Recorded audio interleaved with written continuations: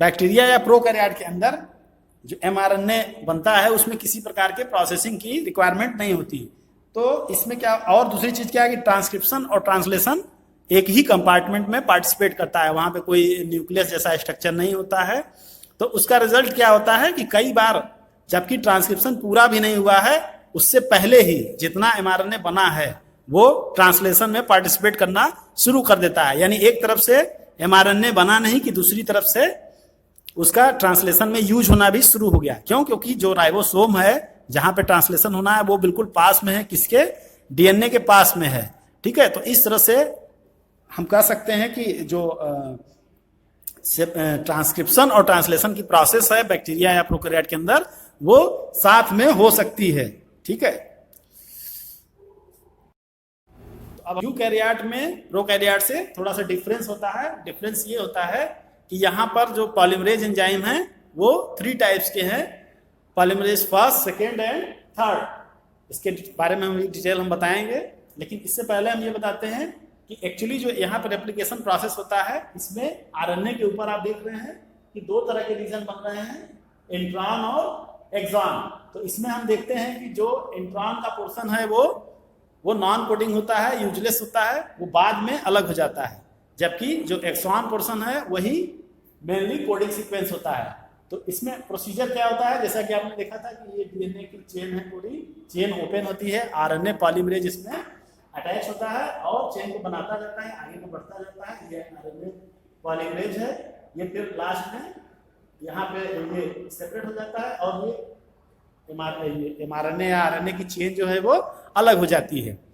दूसरी बात अब यहाँ पे ये है कि जो आरएनए हमें मिलता है इस समय ट्रांसक्रिप्शन के तुरंत बाद, उसमें ये दोनों रीजन होते हैं। यानी ये एक तरह से प्री आरएनए होता है, इसको हम लोग एचएनआरएनए करते हैं, ये प्रिकर्सर ऑफ एमआरएनए होता है। ये जैसा एमआरएनए नॉर्मली होता है वैसा नहीं होता है, इसमें कुछ एक्स्ट्रा पार्ट होते हैं। तो इनकी फिर प्रोसेसिंग होती है, और प्रोसेसिंग में क्या क्या चीज होती है हम देखते हैं कि इसमें सबसे पहले क्या होगा, कैपिंग होगी। कैपिंग का मतलब इसमें मेथिल गुआनोसिन ट्राइफॉस्फेट आकर के यहाँ पे अटैच हो जाता है। मेथिल, ये जो GMTPP यानी मेथिल गुआनोसिन ट्राइफॉस्फेट इसके अंदर यहाँ पर आकर के अटैच हो जाता है, एक इन पर ऐड हो जाता है। तो इसको हम लोग बोलते हैं कैपिंग। जैसे हम लोग कैप लगाते हैं उस तरह से ये कैपिंग होती है। इसके बाद यहाँ पे देखिए, यहाँ पे ये GPP मॉलिक्यूल आया, इससे ये अटैच हो गया। दूसरा ये देखिए इसमें अटैच हो चुका है। इसके बाद क्या होगा, इसमें स्प्लाइसिंग होगी। ये जो डीएनए का ये वाला पोर्शन है इंट्रॉन वाला, ये ऐसे ऐसे घूम करके स्प्लाइस होकर के बाहर आ जाएगा, ऐसे जैसे गांठ जैसी बन जाती है, इस तरह से ये घूम करके ऐसे बाहर आ जाएगा। ये आरएनए है, आरएनए रस्सी जैसे आप ले और उसमें गांठ से बना लेते हैं, तो ये गांठ की तरह से ये बाहर आ जाएगा।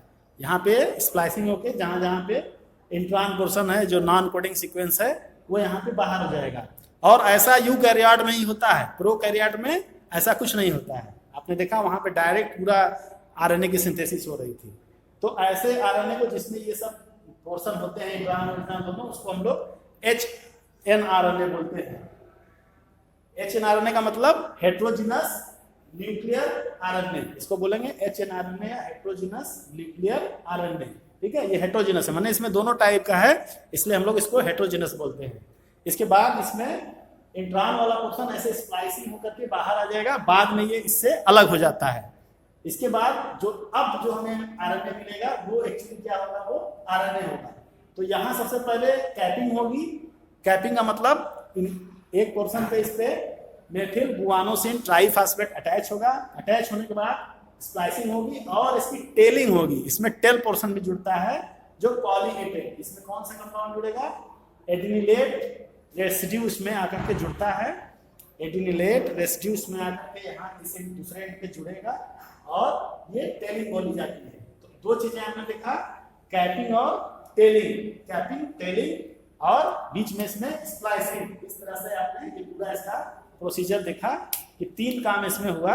एक तो कैपिंग हुई, दूसरा इसमें स्प्लाइसिंग हुई और तीसरा जो इसमें हुआ वो टेलिंग हुई। तो 3 जैसे होता है ना, कोई चीज को एक कंपैक्ट बनाने के लिए एक मॉलिक्यूल आपने बनाया तो किसी भी चीज की हम लोग पैकिंग करते हैं, तो तो उसी तरह से यहाँ पे दोनों साइड को इसमें एक तरफ कैपिंग हो गई, एक तरफ टेलिंग हो गई, और जो बीच का पोर्शन था उसको निकाल दिया गया। तो पूरा आरएनए जो अब जो हमें मिलेगा उसको हम लोग एक्चुअल mRNA बोलेंगे।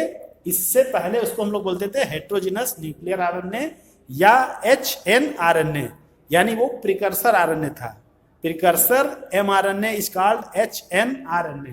तो अब जो प्रोसेस्ड मेच्योर आरएनए आप इसको कह सकते हैं, ये जो अब आरएनए हमें यहाँ मिल रहा है ये मेच्योर आरएनए है। इसमें कैपिंग भी है, टेलिंग भी है और स्प्लाइसिंग भी हो चुकी है।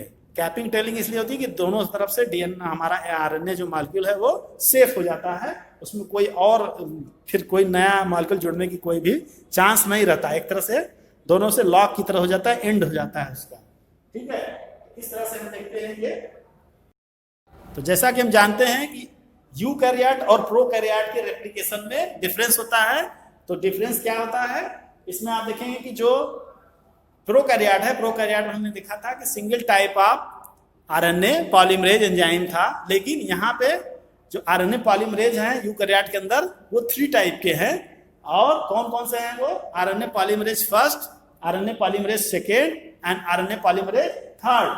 तो आरएनए पॉलीमरेज फर्स्ट का क्या फंक्शन है, क्या फॉर्मेशन कराता है वो? आरएनए पॉलीमरेज फर्स्ट से आरआरएनए, वो भी कौन से टाइप का?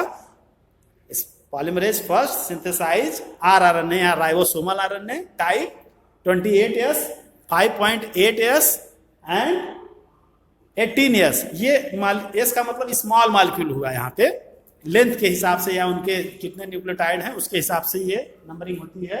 इसके बाद polymerase second, RNA polymerase second synthesise mRNA या उसका प्रीकर्सर HNRNA, जो बाद में HNRNA प्रोसेस होकर के mRNA में चेंज हो जाता है, प्रोसेस्ड हो जाता है।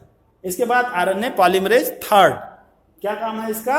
tRNA और 5S rRNA। 5S का मतलब स्मॉल मॉलिक्यूल है ना, और आरएनए का मतलब राइबोसोमल आरएनए, तो स्मॉल राइबोसोमल rRNA। इसके बाद SNRNA, स्मॉल न्यूक्लियर आरएनए। ठीक है, तो इस जो न्यूक्लियस के अंदर आरएनए होता है उसको न्यूक्लियर आरएनए बोलते हैं। तो इस तरह से हम देखते हैं कि जितने भी आरएनए की सिंथेसिस होती है वो कहाँ होती है?